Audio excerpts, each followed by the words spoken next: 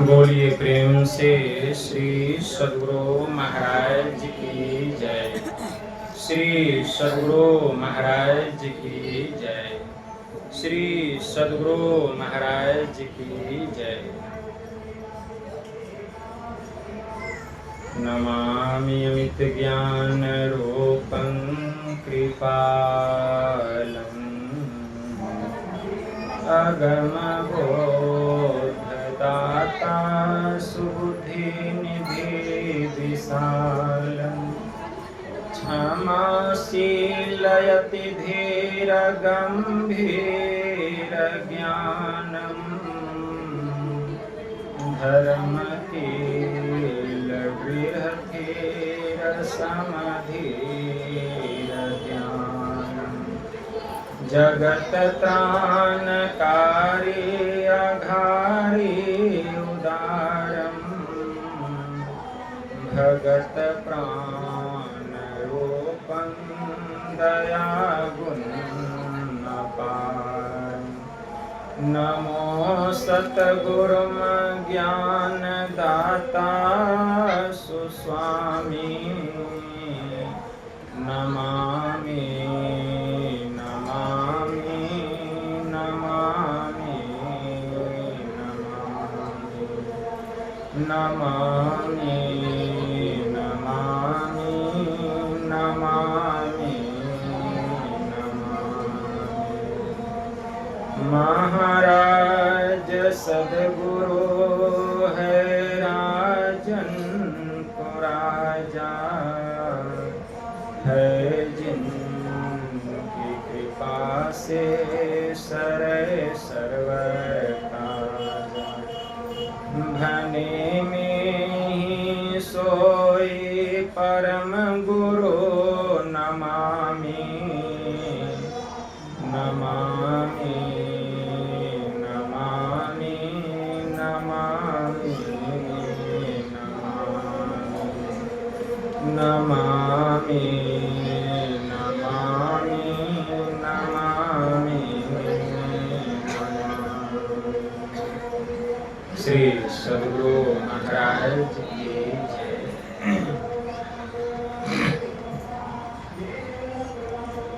अव्यक्त रूप में परमाराध्य संत सद्गुरु महाराज के पावन कमल चरणों में बारंबार नमन।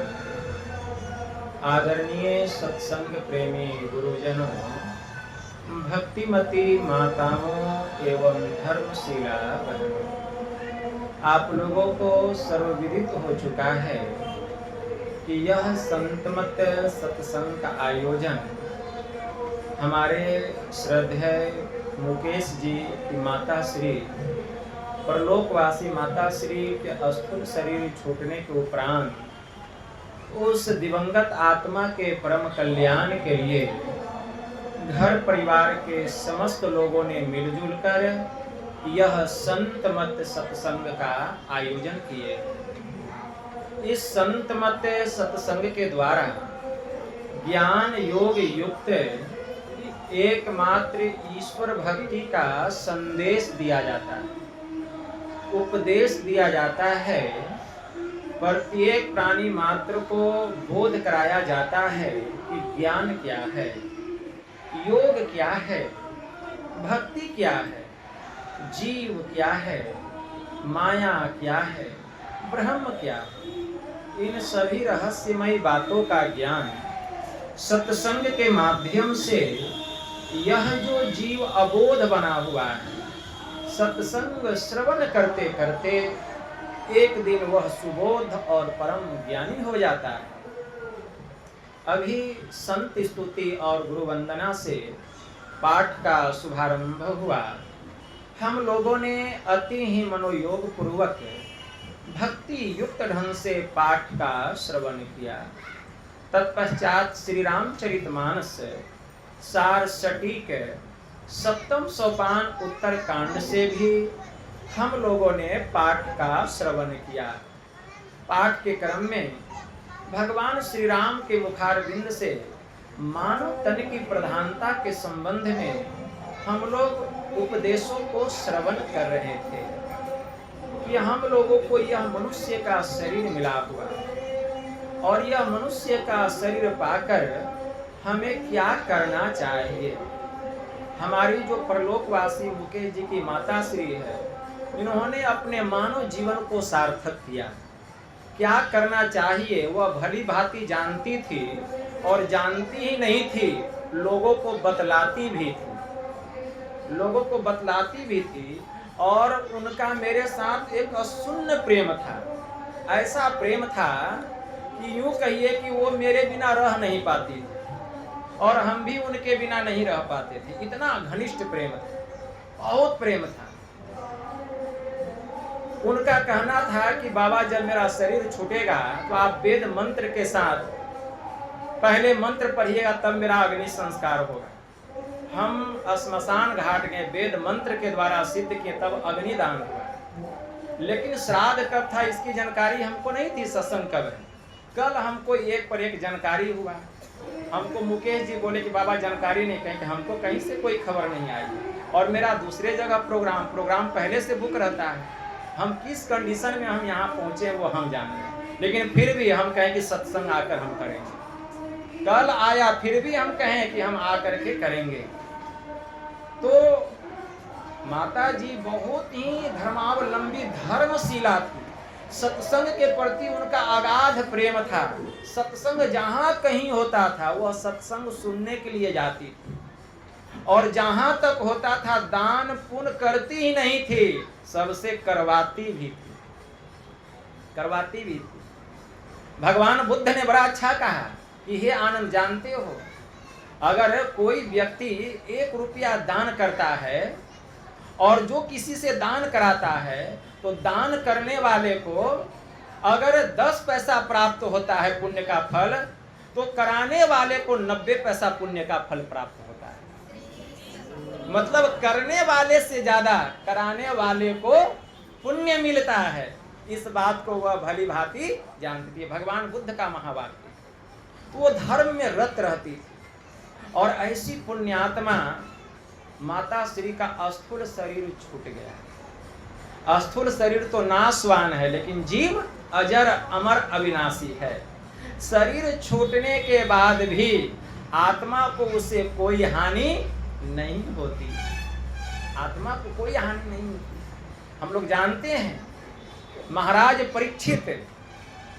परीक्षित को श्राप मिला था कि 7वें दिन तक्षक नाग के डसने से उनकी मौत हो जाए।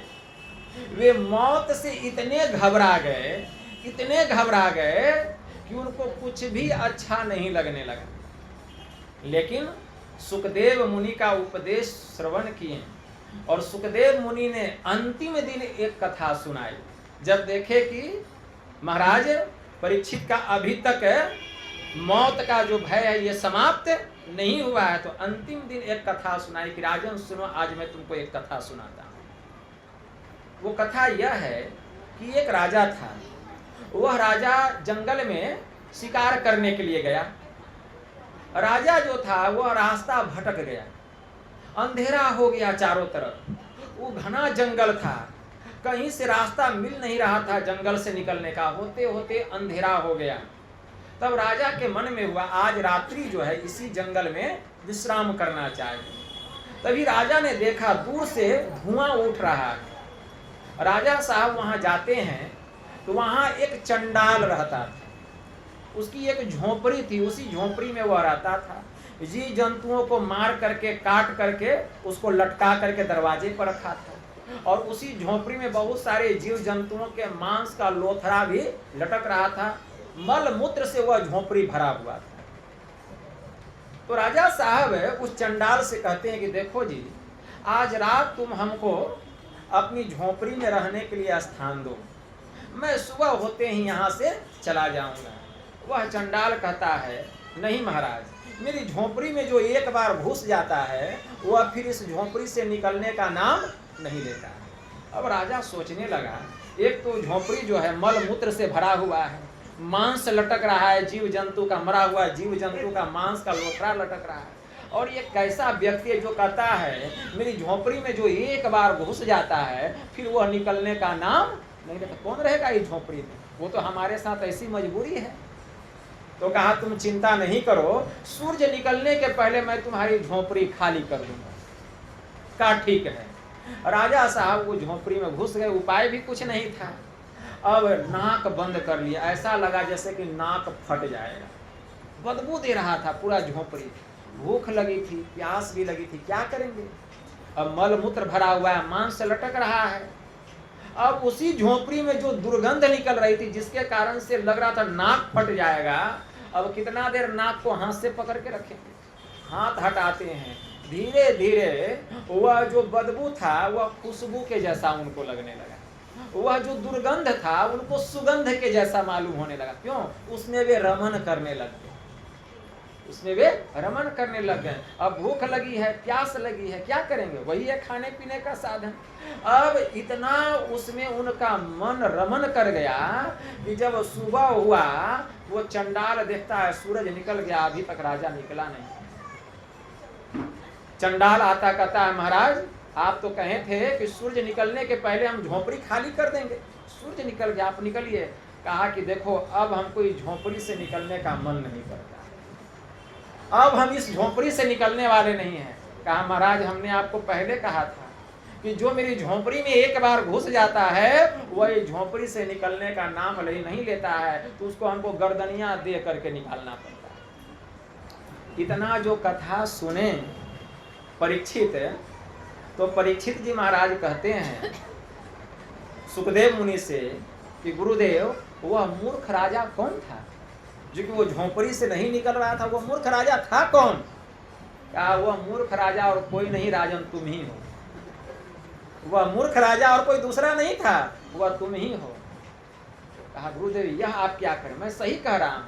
अरे यह जो शरीर है यह मल मूत्र का खजाना है और इस शरीर में यह जीव पड़ा हुआ है, और तुम तो इतना पुण्य किए हो, इतना धर्मात्मा हो, पुण्यात्मा, तुम्हारे द्वारा इतना धर्म का कार्य हुआ है, इतना पुण्य का काम हुआ है कि स्वर्ग में तुम्हारे लिए राजभवन बन के तैयार है, और अप्सराएं लोग हाथ में फूलों की माला लेकर के तुम्हारा इंतजार कर रही है कि कब परीक्षित जी महाराज आएंगे, हम लोग उनका स्वागत करेंगे और अत्यंत दीर्घ काल तक इस राजभवन में वे राज्य करेंगे। लेकिन तुम हो कि डरे हुए हो, मरे हुए, मौत का इतना डर तुमको सता रहा है।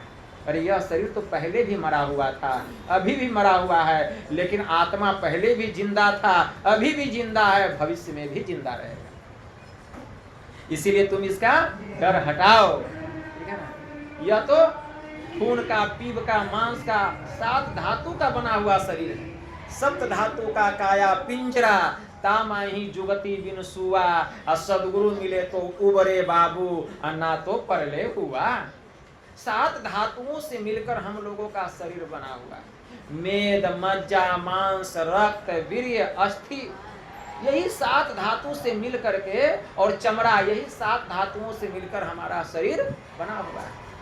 और इस शरीर रूपी पिंजरे में जीवात्मा रूपी सुग्गा जो है कैद है, लेकिन जब संत सदगुरु मिल जाते हैं इस शरीर रूपी कैद खाने से निकलने की जुक्ति बतला देते हैं, जुक्ति बतला देते हैं। और जब जुक्ति जान करके हम ध्यान करते हैं तो साधना करते करते योगिक क्रिया के द्वारा इस शरीर रूपी पिंजरे से हम निकल जाते हैं, मुक्ति की प्राप्ति हो जाती है। और अगर मुक्ति नहीं भी मिली तो जितने समय तक हमने ध्यान किया है, सत्संग किया है, उस पुण्य के प्रभाव से हम पुण्यवानों के लोक में जाते हैं, पुण्यवानों के लोक में जाते हैं। भगवान महायोगेश्वर श्री कृष्ण ने कहा प्रयाण काले मनसा चलेन भक्त्या युक्तो योग बलेन चेव भ्रूर मध्ये प्राणमवस्य सम्यकस्य तम परम पुरुषमुपेति दिव्यम। कि हे अर्जुन, शरीर छोड़ने के समय अगर कोई साधक या कोई साधिकाएं भक्ति युक्त होकर योगिक क्रिया के द्वारा दोनों भवों के मध्य में अपने सूरत को जमा करके इस देह का परित्याग करता है, वह मेरे दिव्य लोक में जाता है, दीर्घ काल तक वहां सुख भोगता है पुण्यवानों के लोक में। और सुख भोगने के बाद पुनः श्रीमान के घर में या किसी योगी कुल में उसका जन्म होता है, और जहां से उसका भक्ति छूटा है या उसकी भक्ति छूटी हुई है, पुनः वहां से वो अपनी भक्ति प्रारंभ करती है। हे अर्जुन, मैं तुझे सत्य कहता हूँ, यम यम वापी स्मरण भावम त्यज त्यंते कलेवरम तम तमेवैति कौन्तेय सदात भाव भावितः। कि है अर्जुन, जीवन भर जो व्यक्ति जिस काम में अपने चित्त को लगा करके रखता है, अंत काल में उसी का स्मरण होता है। इसलिए जीवन भर तू अपने चित्त को मुझ में इतना लगा दे कि अंत काल में तुझे मेरा ही ख्याल हो और तू मेरे दिव्य लोक को प्राप्त कर। भगवान ने कहा, यही बात भगवान ने कही, तो इसलिए वह पुण्यमानों के लोकों में जाता है। तो राजा परीक्षित का इतना पुण्य जमा था, इतना धर्म का काम किए थे कि पुण्यमानों के लोक में जाने के लिए वे तैयार नहीं हो पा रहे थे। उनको पता नहीं था। जब सुखदेव मुनि के द्वारा उनको पता चला, वे डर से निडर हो गए। जो उनका भय था, भय समाप्त हो गया, निर्भय हो गए। और 7वें दिन तक्षक नाग को काटा और राजा परीक्षित कहाँ चले गए? सीधे स्वर्ग गए, उस राजभवन में गए, दीर्घ काल तक सुख का भोग करने लगे। उसी प्रकार हमारी जो माता जी थी, जो मुकेश जी की माता जी थी, अत्यंत पुण्यात्मा, छल कपट से रहित, निश्चल, एकदम कोरा कागज, साफ हृदय का, कोई छल कपट नहीं, कोई प्रपंच नहीं। और इतना वह पुण्य का काम की मैं गुरु महाराज से प्रार्थना करता हूँ कि हे परमपिता परमात्मा, ऐसे पुण्यात्मा को आप अपने चरणों में स्थान दीजिए, आप अपने चरणों में स्थान दीजिए और कहीं नहीं, और अपने पास रह करके उनका पुण्य भोगवाइए और फिर उनको मनुष्य का शरीर दीजिए कि जहाँ से उसकी भक्ति छूटी हुई है वहाँ से वह पुनः अपनी भक्ति प्रारंभ करे। क्योंकि मुक्ति एक जन्म की बात नहीं, मुक्ति एक जन्म की बात नहीं है, कितना जन्म लग जाता है ना। भगवान शिव जी ने कहा, पिंड पाते न या मुक्ति सा मुक्तिर्न तु मन्यते देहे ब्रह्मत्वमयाते जलानम सेंधुवम यथा अनन्यताम यदा याति तदा मुक्तः स उच्यते। मरने पर जो मुक्ति होती है वह मुक्ति नहीं है, वह तो स्थूल शरीर छूटा। अरे मुक्ति तो वह है जबकि जीव ब्रह्मत्व को प्राप्त कर लेता है, ब्रह्म दशा को प्राप्त कर लेता है। जैसे नमक जल में घुलकर एक में एक हो जाता है, उसी प्रकार साधन विशेष विधि के द्वारा यह जीवात्मा परमात्मा में मिलकर जब एक में एक हो जाता है, अभिन्न दशा को प्राप्त कर लेता है, उस दशा में जीव को परम मुक्ति की प्राप्ति होती है। तो यह एक जन्म नहीं, कितना जन्म लग सकता है। भगवान बुद्ध ने कहा, मैंने 550 बार जन्म लिया, एक जन्म नहीं, 550 बार। और उसके पहले मैं कितना और जोनि को प्राप्त किया, कहाँ नहीं जा सकता। तब इस जन्म में मुझे मुक्ति की प्राप्ति हुई। इसलिए उन्होंने कहा, ऐ मुझे बनाने वाले, अब मैंने तुझे देख लिया, अब मैंने तुझे देख लिया, अब तू फिर से इस शरीर का निर्माण नहीं कर सकता। क्योंकि हे निर्माण करता, मैंने तुझे पहचान लिया कि जो मैं हूं वही तू है और जो तू है वही मैं हूं, दोनों में कोई अंतर नहीं है। अब तू फिर से जंजीर नहीं बना सकता, क्योंकि मैंने तेरे सारे जंजीरों को, सारी बेरियों को काट दिया।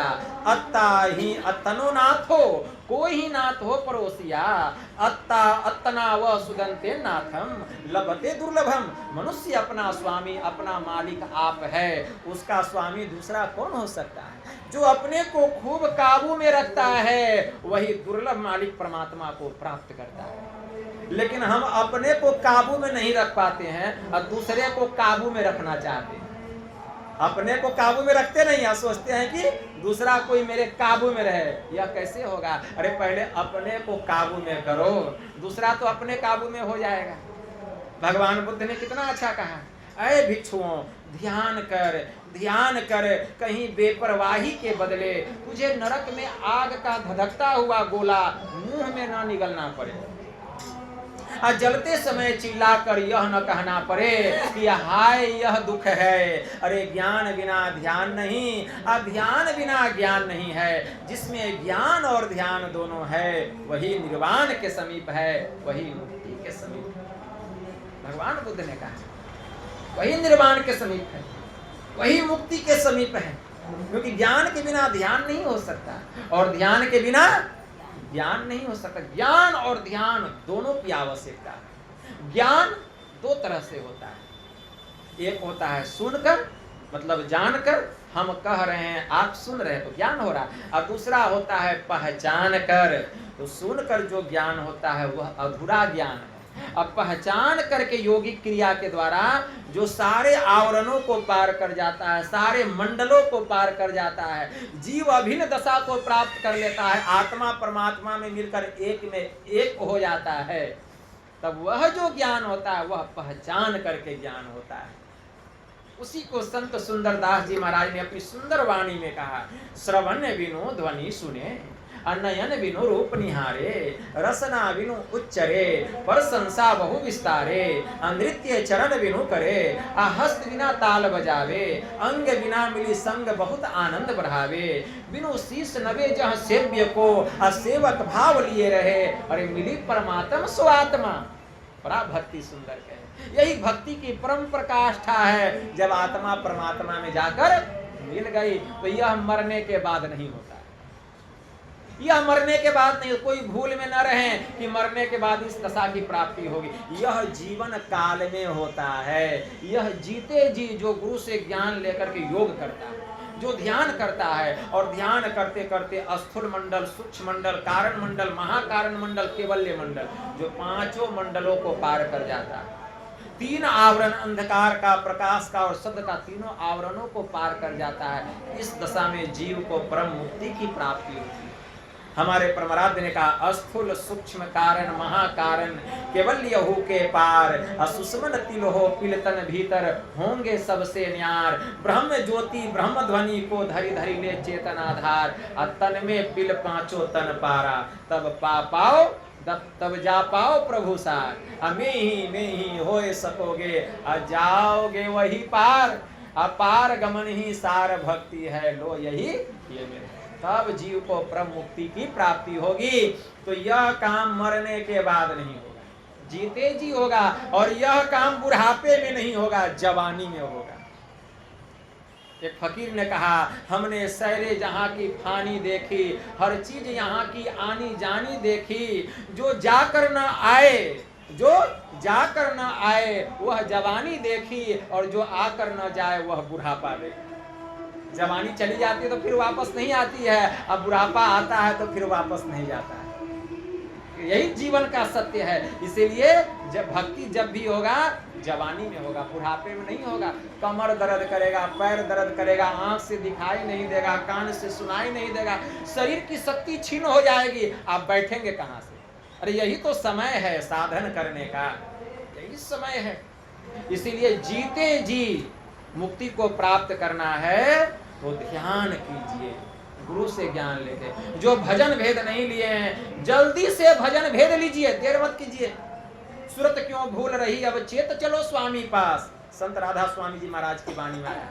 अरे मनमा तू सदा के संगी, त्यागो जगत की आस, हे इंद्रिन तू भोग दीवानी, अब क्यों फंसो काल की फांस, जल्दी से अब मुख को मोड़ो बाहरी विषय से, अब अंतर्मुख हो जाओ, बहिर्मुख से अंतर्मुख हो जाओ, जल्दी से अब मुख को मोड़ो अंतर अजब विलास, जैसे बने तैसे करो कमाई, धर चरणन विश्वास, राधा स्वामी दीन दयाला, पई है अगम निवास, तब सुख साथ रहे घर अपने, फिर होए न इस तन में बास, सूरत क्यों भूल रही, चेत चलो स्वामी पास। तो कब? मरने पर नहीं, जीते जी। इसलिए संत कबीर साहब ने कहा, साधो भाई जीवत ही करो आशा, जीवत समुझे जीवत बूझे, जीवत मुक्ति निवासा, जियत कर्म की फांस न काटो, मुए मुक्ति की आशा, तन छूटे जीव मिलन कहत हो, यह सब झूठी आशा। अरे अबहु मिला है, जिसने परमात्मा को प्राप्त कर लिया साधन करते करते योगी क्रिया के द्वारा, मरने के बाद वह मुक्त है। अबहु मिला है सो तबहु मिलेगा, नहीं तो जमपुर वासा, दूर दूर ढूंढे मन लोभी, मिटे न गर्भ तरासा, साध संत की करे न बंदगी, कटे न कर्म की फांसा, सतगहे सतगुरु को चिन्हे। जब तक सार शब्द की साधना नहीं करेंगे, सतनाम की प्राप्ति, सतधाम की प्राप्ति होने वाली नहीं है। और सार शब्द का ज्ञान सतगुरु बतलाते, सत कहे सतगुरु को चिन्हे, सतनाम विश्वासा, कहे कबीर साधन हितकारी। अरे हम तो साधन के दासा, साधो भाई जीवत ही करो आशा। इसलिए अगर दास बनना है तो साधन का दास बनिए, साधन का, परमात्मा का दास बनिए, संतों का दास बनिए, तब कल्याण होगा। ऐसे कल्याण होने वाला नहीं है। किसी का उम्र 10 साल, किसी का 20 साल, किसी का 50 साल, किसी का 80 साल गुजर गया, अब थोड़ा बचा हुआ है, पता नहीं कब पेड़ से फल टपकेगा, राम नाम सत्य हो जाएगा। बाबा नानक ने कितना अच्छा कहा, नहीं ऐसो जन्म बारंबार, नहीं ऐसो जन्म बारंबार, का जाने कछु पुण्य प्रगटियो, तेरो मानुष अवतार। घटत छिन छिन अब बढ़त पल पल, जात न लागत डार। अरे वृक्ष से फल टूटी पड़ी है, अंत न लागत डार। अरे नहीं ऐसो जन्म बारंबार। तो बार बार यह मनुष्य का शरीर मिलने वाला नहीं, यह मनुष्य का शरीर मिला है। किस लिए? तो भगवान श्री राम ने कहा, साधन धाम मोक्ष कर द्वारा। यह शरीर साधना का घर है और इस शरीर के भीतर में एक द्वार है, परमात्मा के पास जाने का दरवाजा है। और वह दरवाजा बड़ा संकीर्ण है, संकीर्ण, बड़ा महीन दरवाजा है। दिखाई दे रहा है? नहीं दिखाई दे रहा है, क्योंकि इस आंख से वह दिखाई नहीं देता है, बड़ा संकीर्ण। यम ने नचिकेता से कहा, उत्तिष्ठत जाग्रत प्राप्य वाणी न वोधत, सुरस्य धारा निशिता दुर्ते या दुर्गम पथ अस्तत कव्यो वदंती। हे नचिकेता, उठो, जागो और श्रेष्ठ महापुरुषों के पास वह जो संकीर्ण मार्ग है उसका ज्ञान प्राप्त करो।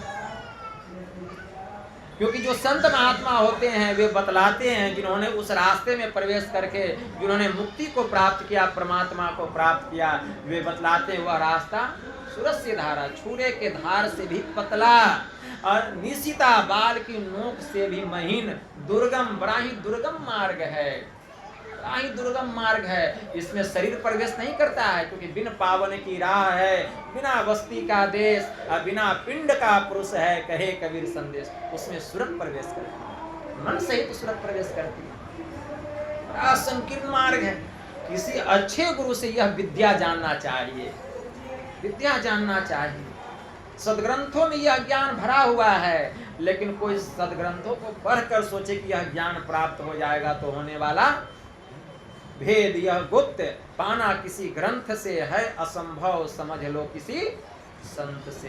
बड़ा महीन मार्ग है। जो उस महीन मार्ग पर मन को केंद्रित करके, दृष्टि को टिका करके देखते रहता है, उसी पर गुरु महाराज की कृपा होती है, उसी पर गुरु महाराज की कृपा होती है। और जो वहां देखेगा ही नहीं, मन को ही टिका करके नहीं रखेगा और कहेगा हम पर कृपा कहाँ है। अरे कृपा अगर पाना है तो कृपा पात्र बनिए, कृपा पात्र बनिए। यह क्या इसकी निंदा, उसका शिकायत, कृपा तो समाप्त हो रहा है, दूर हो रहा है। जल कहाँ ठहरता? वर्षा हर जगह होती है, लेकिन जहाँ गड्ढा होता है वहीं जाकर के जल ठहरता है। रामचरितमानस में बड़ा अच्छा चौपाई, जो सही दुख पर छिद्र दुरावा, अब बंदनीय जे ही जग जसु पावा। जो स्वयं दुख सहकर दूसरे के दोषों पर पर्दा डालता है, संसार में उसकी पूजा होती है, वह बड़ाई करने योग्य यश को प्राप्त करता है। पढ़िए रामचरितमानस कि जो सही दुख पर छिद्र दुरावा, अब बंदनीय जे ही जग जसु पावा। जो स्वयं दुख सहकर किसी के पाप पर पर्दा डाल दे। यहाँ लोग स्वयं दुख क्या सहेंगे? अगर किसी का एक पाप देखेंगे तो उसको उघाड़ने के लिए कितना करेंगे, कहा नहीं जा सकता है। लेकिन जो सही दुख पर छिद्र दुरावा, बंदनीय जे ही जग जसु पावा।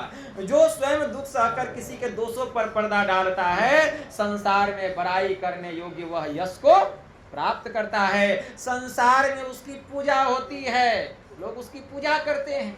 इसीलिए आवत गाली एक है, उल्टत होए अनेक, कहे कबीर नहीं उलटिए वही एक की एक है। इसी लक्ष्य पर ध्यान लगा करके रखना चाहिए। जो समझदार लोग होते हैं वे अपने लक्ष्य पर ध्यान लगा करके रखते हैं। लक्ष्य क्या है? दो नैना बीचों बीच, सन्मुख एक टक देखत रहो। अरे आप ही वह बिंदु झलके, अब पट गिरा निरखत रहो। यही लक्ष्य है, वही केंद्र है। वहीं पर मोक्ष का द्वार है। जब वहां मन को टिका करके देखेंगे तो गुरु की कृपा हो, और तब साधन करते करते योगी क्रिया के द्वारा दृष्टि की दोनों धार मिलेगी, अंधकार का मंडल फटेगा, वह द्वार खुलेगा। और जब द्वार खुलेगा तो हमारी सूरत उस द्वार में प्रवेश करेगी और हमारे भीतर का दिव्य चक्षु खुल जाएगा, दिव्य दृष्टि खुल जाएगी और सूरत उसमें प्रवेश करेगी, सैर करेगी, प्रकाश मंडल का सैर करेगी।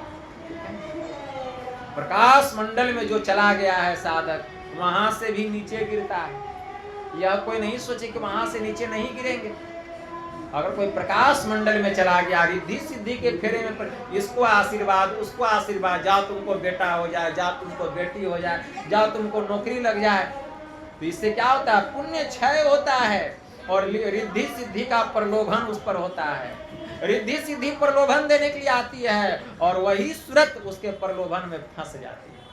अब फंसती है तब नीचे गिरता है। संत कबीर साहब ने कहा, गंग जमुन बिचरतवा कह मलिया बाग लगाया हो, एक कच्ची कली तोरी के मलिया बहुत पछताया हो, गिरी पर्वत की माछरी भवसागर आया रे, कहे कबीर धर्मदास से जममा बंसी लगाया रे। इसलिए रिद्धि सिद्धि के फेरे में नहीं पड़ना चाहिए, तो यह काम जीते जी होगा। इसलिए संत कबीर साहब ने कहा, साधो भाई जीवत ही करो आशा, जीवत समुझे जीवत बूझे जीवत मुक्ति निवासा, जियत कर्म की फांस न काटे। सभी प्रकार के कर्मों के बंधनों से छूटना चाहते हैं, भक्ति कीजिए। जियत कर्म की फांस न काटी मुए मुक्ति की आशा। हमारे प्रमराज ने कहा, यही मानुष देह समैया में करो परमेश्वर में प्यार, कर्म धर्म को जला खाक कर देंगे तुमको। तो कर्म धर्म कैसे जलेगा? मरने के बाद। जीते जी कर्म क्या है और धर्म क्या है? कर्म किसको कहा गया?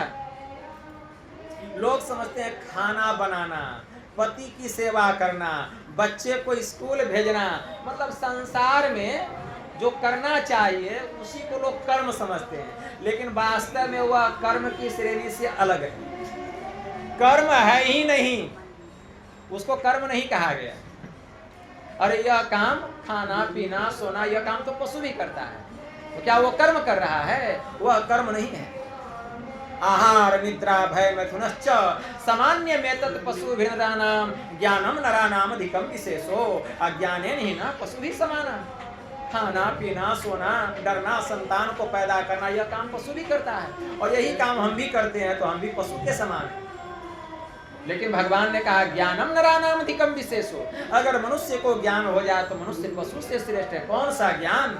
जिस ज्ञान से इस आत्मा का परमात्मा से मिलन हो जाए, वह ज्ञान। तो कर्म किसको कहा गया? जिस कर्म को करने से यह आत्मा परमात्मा में जाकर के मिल जाए। देह धरी कर यही फल भाई, अब भजिए राम सब काम विहाई। सभी प्रकार की कामनाओं से अपने मन को हटा करके एक ईश्वर की भक्ति में अपने चित्त को लगाना, यही हमारा सबसे सर्वश्रेष्ठ कर्म है। इस कर्म को करेंगे तो क्या होगा? कर्म के बंधन से छूटेंगे, कर्म के बंधन से छूटेंगे। और जब कर्म के बंधन से छूटेंगे तो कर्म और धर्म जो है सब अपने आप जल करके स्वाहा हो जाएगा। कहाँ? आज्ञा चक्र 10वें द्वार में। जैसे सूरत प्रवेश करेगी सब स्वाहा हो जाएगा। वहां पाप से हम ऊपर उठ जाएंगे, पाप से ऊपर उठ जाएंगे। सूरत और आगे जाएगी, त्रिकुटी महल में प्रवेश करेगी। त्रिकुटी महल में जैसे प्रवेश करेगी सब पुण्य जल के स्वाहा, पाप पुण्य दोनों से उपराम हो जाएंगे। सूरत और ऊपर जाएगी साधना करते करते, और ऊपर जा करके महाशून्य में प्रवेश करेगी। वो हवन कुंड न बना हुआ है, वो हवन कुंड है। आज्ञा चक्र, त्रिकुटी महल, ये सब हवन कुंड है, महाशून्य हवन कुंड है। उस हवन कुंड में सूरत जाएगी तो वहां भी स्वाहा हो जाएगा। वहां क्या स्वाहा होगा? वहां जो है तीनों गुण जल करके स्वाहा, 3 गुणों से वह ऊपर उठ जाएगा। सूरत कहाँ जाएगी? भंवर गुफा में, वहां भी हवन कुंड बना हुआ है। वहां जैसे प्रवेश करेगी तो वहां भी स्वाहा हो जाएगा। क्या वहां स्वाहा होगा? वहां जो जड़ शरीर है उस हवन कुंड में जल करके स्वाहा हो जाएगा, केवल शुद्ध चेतन आत्मा रह जाएगी, शुद्ध चेतन आत्मा। और वही शुद्ध चेतन आत्मा कहाँ जाएगी? उसको सार शब्द की अनुभूति होगी, सार शब्द की पुकार हो रही है, वह सार शब्द उस सूरत को पकड़ेगा और सूरत को पकड़कर अपनी ओर खींच लेगा। खींच कर कहाँ लेके जाएगा? सीधे परमात्मा के पास, जहां से वह शब्द आया है, जहां से वह शब्द आया है। वह शब्द कहाँ से आया है? परमात्मा के पास से। और सीधे वह शब्द इस जीवात्मा को परमात्मा में ले जा करके मिला देगा, तब जीव को परम मुक्ति की प्राप्ति। तो यह काम जीते जी होगा, मरने के बाद नहीं होगा। एक बड़े उच्च कोटि के संत हो गए, संत यारी साहब जी महाराज। उनकी वाणी में आया, क्या जामे जमशेद का, क्या सिकंदर ऐन, अरे दिल चश्मा सो देखिए अविगत सूझत नैन। जमशेद के एक बहुत बड़े सेठ जी थे, बहुत बड़े रईस आदमी थे। उन्होंने अपने समय में एक जाम बनाया था। जाम का मतलब प्याला, और उस प्याले से बहुत दूर की वस्तु दिखाई देती थी। उसके बाद एक सिकंदर लोदी हुए, उन्होंने अपने समय में एक आईना बनाया। उस आईने से जमशेद के बनाए हुए सेठ जी से भी दूर की वस्तु दिखाई देती थी। तो संत यारी साहब जी कहते हैं, अरे जमशेद के बनाए हुए जाम मतलब प्याले और सिकंदर के बनाए हुए आईने से देखना कोई देखना है? अरे देखना है तो दिल चश्मा से देखिए। दिल चश्मा, दिल चश्मा किसको कहा गया? फारसी शब्द है, दिल चश्मा कहा गया आत्मदृष्टि को। देखना है तो आत्मदृष्टि से देखिए, जिससे अविगत सूझत नयन। अविगत किसको कहा गया? सर्वव्यापक परमात्मा को, जिससे सर्वव्यापक परमात्मा का दर्शन होता है, तो उसी से दर्शन होता है। तो आत्म चक्षु को प्राप्त करना पड़ेगा।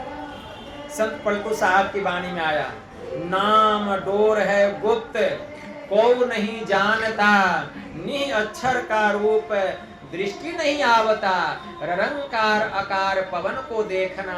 अरे यहाँ रे पलटू देखत है कोई संत और सब पेखना। जो कोई चाहे नाम को सो नाम अनाम है जी। अरे लिखन पढ़ने में आवे नहीं, वह लिखने में आने वाला नहीं है तो पढ़ेंगे कहाँ से? नी अक्षर काम है जी, रूप कहे अनुरूप पवन अनुरेखते। अरे हाँ रे पलटू गैब दृष्टि से संत नाम वह देखते।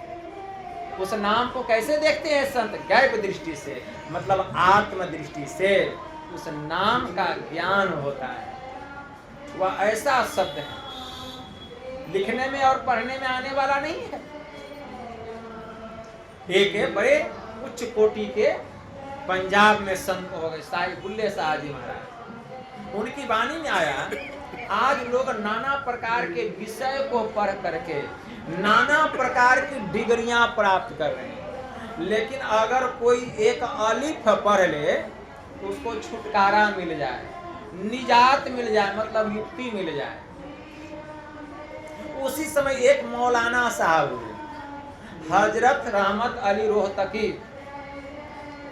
तो उन्होंने एक पुस्तक लिखी, हजरत रहमत अली रोहतकी एक पुस्तक लिखी, उसका नाम है कानूने इश्क।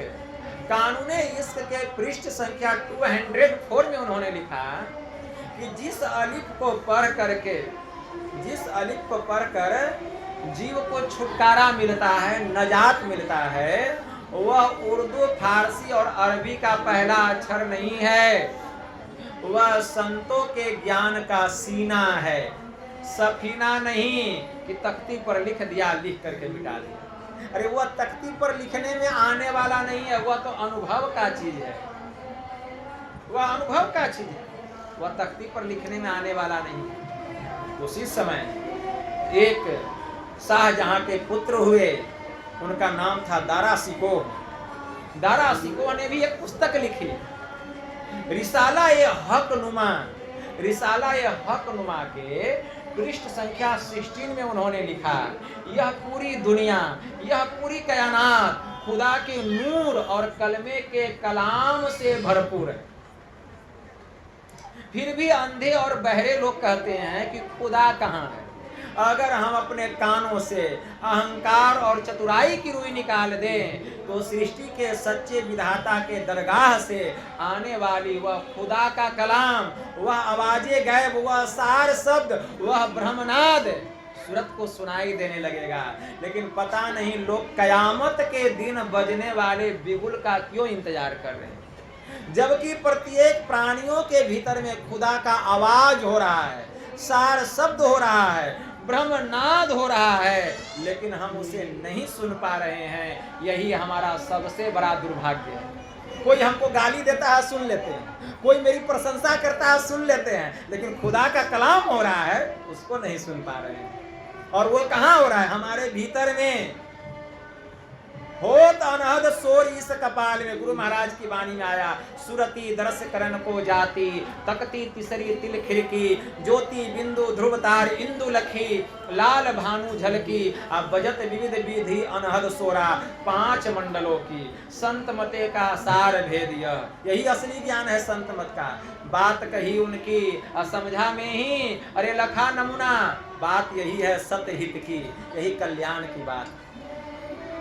लेकिन इस ओर हम अपना चित्त लगाते नहीं है, क्योंकि बाहरी दुनिया में इतना मन पसरा हुआ है कि मन उधर से सिमटता ही नहीं है। मन सिमटे तो सूरत कहाँ है। जब मन को समेट लेंगे, जब उलट जाएगा मन, बहिर्मुख से अंतर्मुख हो जाएगा, तब सूरत का चलना प्रारंभ हो जाएगा। संत कबीर साहब बड़े उच्च कोटि के महापुरुष हो गए, बड़े उच्च कोटि के महापुरुष हो गए। लोग उनकी वाणी सुनते हैं तो क्या कहते हैं? कबीर साहब की उल्टी वाणी, समझ नहीं पाते हैं। लेकिन उनकी कोई वाणी उल्टी नहीं है, सब वाणी सुलटी है। संत कबीर साहब ने कहा, कोई देखो लोगो नैया बीच नदिया डूबल जाए, चूंटी चली अपन ससुररिया, 9 मन कजरा लगाए, हाथी मारी बगल तर लिन्हा, उठवा को लियो लटकाए, हाथी मारी बगल तर लिन्हा, मुटवा को लियो लटकाए, और एक चूंटी के मरने से 900 गिद्ध अघाए, अता में कुछ बाकी रह गए, अता पर चिल मडराए। संत कबीर साहब कहते हैं, एक चींटी के थूके से बन गए नदी हजार, अब पापी नरकी पार उतर गए, अधर्मी डूबे मझधार। एक आश्चर्य हमने ऐसा देखा, गदहा के 2 सींग, चींटी गला में रस्सी बांधी के खींचत अर्जुन भीम। एक आश्चर्य हमने ऐसा देखा, बंदर दूहे गाय, दूध दही सब खाए खाए, माखन बनारस जाए। कहे कबीर सुनो भाई साधो, यह पद है निर्वाणा, जो कोई आको अर्थ लगावे पहुंचे मूल ठिकाना। तो लोग कहेंगे कैसी बाबा उल्टी वाणी सुना दिया। वाणी सब सुलटी है, कोई उल्टी नहीं है। कोई देखो लोगों नैया बीच नदिया डूबी जाए। नैया क्या? यह शरीर, यह शरीर नाम है। नदी क्या है? संसार। संसार जो है यह नदी है। और इस संसार का जल क्या है? संसार का विषय विकार। विषय विकार यही संसार का भरा हुआ जल है। और इसी में शरीर रूपी नाव डुबुक डुबुक कर रहा है, डूब रहे, इसी विषय विकार है। तो कोई देखो लोगों नैया बीच नदिया डूबी जाए, तो नैया बीच नदिया कैसे डूब जाएगा? यह सारा संसार रूपी विषय विकार जो फैला हुआ है जल, ये कैसे डूबेगा? जब योगी क्रिया के द्वारा इस शरीर के केंद्र पर हम अपने मन को केंद्रित करते हैं, तो यह पूरा संसार और संसार का विषय विकार उसमें जाकर के डूब जाता है। मतलब इसके ख्याल से हम ऊपर उठ जाते हैं, इसके ज्ञान से हम ऊपर उठ जाते हैं। तो कोई देखो लोगो नैया बीच नदिया डूबल जाए, तो सबका डूबता है जो योगिक क्रिया के द्वारा जो अपने मन को वहां केंद्रित करता है। चूंटी चलल अपन ससुररिया, तब सूरत उसमें प्रवेश करती है, अंधकार से प्रकाश मंडल में जाती है। तब चूंटी मतलब सूरत रूपी चींटी अपने ससुराल मतलब परमात्मा के पास जाती है। ससुराल क्या है? परमात्मा का परम धाम। चींटी चलल अपन ससुररिया, 9 मन कजरा लगाए। और जब ससुराल जाती है तो 9 इंद्रियों में काजल लग जाता है, मतलब पर्दा लग जाता है, ढक जाता है 9 इंद्रियों। मतलब 9 इंद्रियों के ज्ञान से सूरत ऊपर उठ गई, पर्दा लग गया, काजल लग गया, कालिक लग गया। तो चींटी चलल अपन ससुररिया और 9 मन कजरा लगाए। हाथी मारी अब बगल तर लिन्हा, ऊँटवा को लियो लटकाए। मन रूपी हाथी को मार करके मन भी मर गया, और तृष्णा रूपी ऊंट को लटका करके सूरत रूपी चींटी कहाँ चली? अपने ससुराल परमात्मा के पास। एक चूंटी के मरने से 900 गिद्ध आघात। एक चूंटी यहाँ स्थूल शरीर मर गया, सूक्ष्म शरीर में सूरत प्रवेश कर गई, और सूक्ष्म शरीर में जितने साधक प्रवेश किए साधना करते करते वे सारे गिद्धगण आघा गए, संतुष्ट हो गए। गिद्ध को बहुत दूर दूर की दृश्य को दिखाई दे। गिद्ध जो है उसका आंख बहुत तेज होता है, बहुत दूर दूर के दृश्य को देख लेता है। चील जो है बहुत दूर दूर के शब्द को सुनता है, उसमें यह गुण होता है। तो जितने दूरदर्शी साधक थे दृष्टि योग करके जब दूरदृष्टिगामी हो गए तो वे 900 गिद्ध आघा गए, मतलब खुशी मिला भीतर में। और उनमें से कुछ जो चील थे मतलब शब्द अभ्यासी, उनकी सूरत शब्द में जा करके समा गए। उनमें कुछ बाकी रह गए, तापर चिल मंडराए, मतलब वो शब्द साधना में रत हो गए, उनकी सूरत ब्रह्मनाद में जा करके लग गई। तो ताही में कुछ बाकी रह गए, तापर चिल मंडराए। एक चींटी के थूके से बन गए नदी हजार, और जब सूरत ज्ञान प्राप्त करके फिर इस संसार में आई, इस शरीर में आई, तो थूक दी, मतलब ज्ञान का प्रचार कर दी। तो वेद बन गया, पुराण बन गया, उपनिषद बन गया, सत्संग सुधा सागर, सत्संग योग रामचरितमानस, ये बन गए नदी हजार। एक चींटी के थूके से बन गए नदी हजार। अब पापी नरकी पार उतर गए, धर्मी डूबे मझधार। पापी नरकी जिन्होंने इस ज्ञान को नहीं सुना, इस ज्ञान को ग्रहण नहीं किया, इस ज्ञान को अपने जीवन में नहीं उतारा, अवहेलना की, वे पार हो गए, इस ज्ञान से दूर हो गए। और धर्मी डूबे मझधार। और जो धर्मात्मा लोग हैं उन्होंने इस ज्ञान को सुना तो इसमें गोता लगा लिया। संत कबीर साहब ने कहा, फिर क्या करते हैं? एक आश्चर्य हमने ऐसा देखा, गदहा के 2 सींग, चींटी गला में रस्सी बांधी के खींचत अर्जुन भीम। तो एक आश्चर्य हमने देखा, जब प्रकाश मंडल में मैं गया संत कबीर साहब, मैंने आश्चर्य देखा। यहाँ गदहा, गद जो रहा गदहा, ठीक है ना, गद का अर्थ होता है ज्ञान, हा का अर्थ होता है ध्यान। मतलब जो साधक प्रकाश मंडल में गया तो ज्ञान और ध्यान रूपी भीम और अर्जुन गुरु भेद रूपी डोरी से चींटी के गले में बांध करके उसको खींच रहे हैं, लेकर के जा रहे हैं। कहाँ? परमात्मा के पास, परमात्मा के पास। वही कहते एक आश्चर्य हमने ऐसा देखा, गदहा के 2 सींग। तो गदहा का 2 सींग क्या है? ज्ञान और ध्यान रूपी 2 सींग है। और चूंटी गला में रस्सी बांधी के खींचत अर्जुन भीम। तो ज्ञान ध्यान में जो प्रवीण साधक है भीम और अर्जुन, सूरत रूपी चींटी को गुरु भेद रूपी रस्सी से खींच रहे हैं, गुरु भेद रूपी ज्ञान के रस्सी से खींच रहे हैं। फिर एक आश्चर्य हमने ऐसा देखा, बंदर दूहे गाय, दूध दही सब खाए खाए माखन बनारस जाए। फिर हमने एक आश्चर्य देखा कि मन रूपी बंदर इंद्रिय रूपी गाय को दूह रहा है। बंदर कौन है? मन। और गाय कौन है? इंद्रियां जो है ये गाय है। तो हमने एक आश्चर्य देखा कि मन रूपी बंदर जो है इंद्रिय रूपी गौ को दूह रहा है। मतलब इंद्रिय रूपी गौ में जो चेतन की धाराएं पसरी हुई है उसको समेट करके हम केंद्र पर केंद्रित कर रहे हैं, और केंद्र पर केंद्रित करने पर जो दूध और दही रूपी सुख मिलता है उसको हम खा रहे हैं, उसको हम खा रहे हैं। मतलब मन रूपी बंदर इंद्रिय रूपी गौ से सूरत को, चेतन की धाराओं को समेट कर केंद्र पर केंद्रित करती है, तब वहां जो सुख मिलता है वह दूध दही रूपी सुख को वह प्राप्त करता है। तब सूरत उससे निकलती है और माखन बनारस जाए। मतलब माखन मतलब सूरत रूपी मक्खन जो है बनारस जाती है। बनारस का मतलब परम पद परमात्मा को प्राप्त करती है। तो सूरत रूपी मक्खन बनारस जा रही है, मतलब परमात्मा के पास जा रही है। संत कबीर साहब यही करते हैं, कहे कबीर यह पद है निर्वाणा, और जो कोई आपको अर्थ लगावे पहुंचे मूल ठिकाना। यह निर्वाणा पद है, निर्वाण की प्राप्ति होती है। जो इसका अर्थ लगाते हैं वह मूल ठिकाने पर पहुंचते हैं। कबीरा हम आए वहाँ से जहाँ तोहरो धाम, तुमको वहाँ पहुँचावना यही हमारा काम। ये ज्ञान की बात है। अब विचार कीजिए ये उल्टा है कि सुल्टा है। कितनी ज्ञान की बात है, गंभीर बात है। इसीलिए संत कबीर साहब बड़े उच्च कोटि संत, जगत के सम्राट हुए। जो ध्यान करेगा वही इस ज्ञान को समझेगा, और जो संसार के विषय में रमण करेगा वह इस ज्ञान से दूर। इसीलिए लक्ष्य पर निशाना लगा करके रखिए। कौन क्या कहा उस ओर ध्यान नहीं दीजिए, ठीक है ना।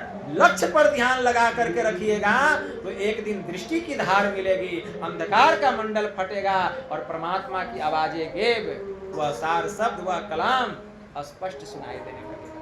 और उस शब्द में जब सूरत समा जाएगी तब तो परम मुक्ति, मुक्ति से कोई रोक नहीं सकता है। लेकिन हमारा मन बड़ा चंडाल है, कहते हैं कुछ करता है कुछ। मन जो है बड़ा चंडाल है, कहते हैं कुछ करता है कुछ। मन नहीं पकड़ा जाए बहादुर जवान है, करत रहे फुरखंद बड़ा शैतान है। ऐसा यार हरीफ बसे इस हलक में, अरे हरे पलटू उड़ता कोस हजार पंख बिनु पलक। यह मन ऐसा है। लेकिन मन को काबू में किया जाता है कैसे? अभ्यास से, वैराग्य से। मन काबू में होता है जो एक तत्व का अभ्यास करता है, मन में वैराग्य होता है, वही मन अंधकार से प्रकाश मंडल में जाता है।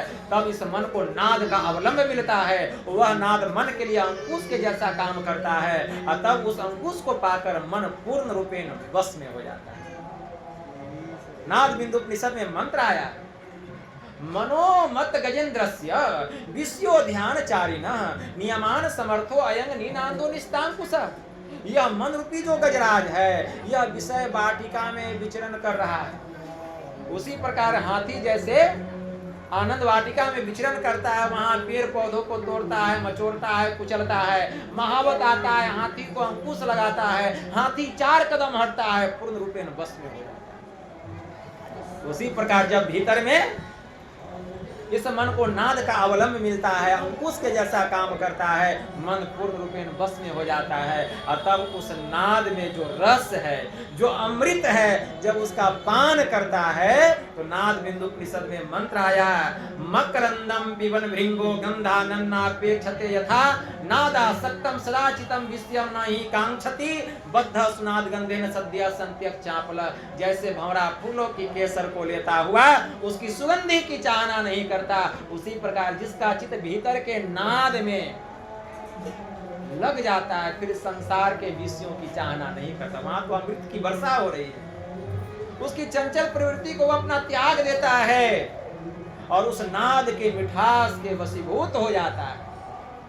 फिर संसार आसार हो जाता है, उपराम हो जाता है। फिर वहाँ जो सुख है, वहाँ जो आनंद है, न पति में सुख, न पत्नी में सुख, न बाल बच्चे में सुख, न घर में, न मकान में, न दुकान में, न खेत में, न खलिहान में, कहीं वह सुख नहीं, आनंद ही आनंद। अद्भुत अंतर की डगरिया, जहाँ पर चलकर प्रभु मिलते, दाता सतगुरु धन्य धन्य जो राह लखा देते, चलत पंथ सुख होत महा है, जहाँ अझर झरते अमृत ध्वनि की नौबत झरत बर भागी सुनते, सुनत लखत सुख लहत अद्भुति, तब में ही प्रभु मिलते। अंत में परमात्मा की प्राप्ति हो जाती, जीव का परम कल्याण होता है। तो हमारी माता जी परलोकवासी मुकेश जी की माता जी बहुत ध्यान है, बहुत सत्संग, उसका पुण्य इतना जमा हुआ कि हमको लगता है कितनों कहेंगे तो कम पड़ जाएगा।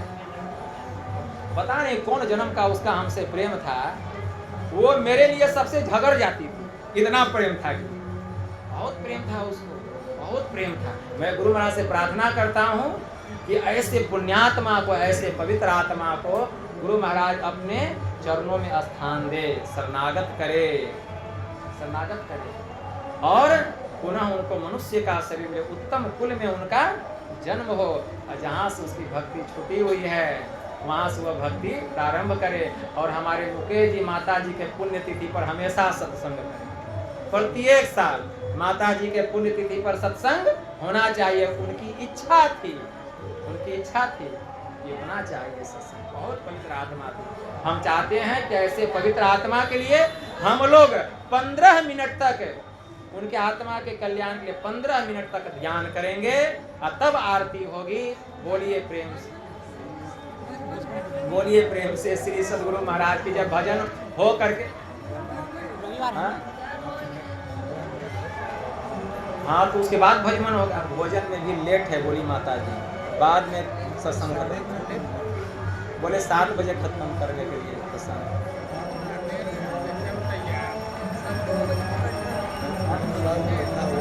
तो 15 मिनट नहीं तो कम से कम 10 मिनट कर लीजिए ध्यान। हाँ भजमन करने के, ध्यान करने के बाद भजमन होगा, भजमन के बाद आरती हो जाएगी।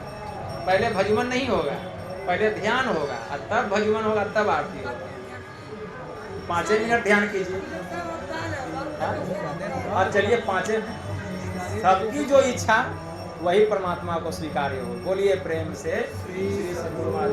अगर इतना आप लोग इंतजार नहीं करते तो ये ज्ञान कहाँ से सुनते। कहा गया कि इंतजार में बड़ा बल है, कहा गया उबिए मत।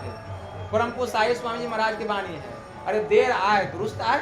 हम देर से आए तब तो यह ज्ञान सुने, और वो भी एक पर एक समय हमको लिया गया, वो भी हम समय भी गुरु माई कृपा से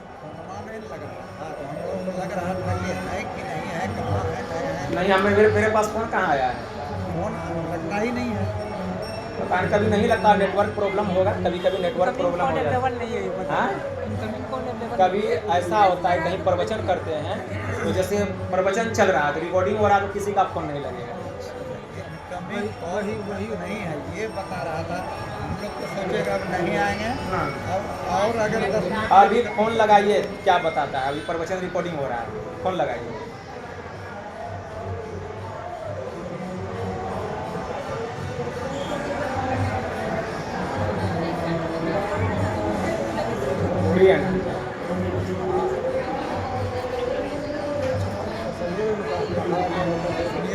तो इनकमिंग कॉल नहीं है, बोल रहा है ना, क्यों प्रवचन रिकॉर्डिंग हो रहा है।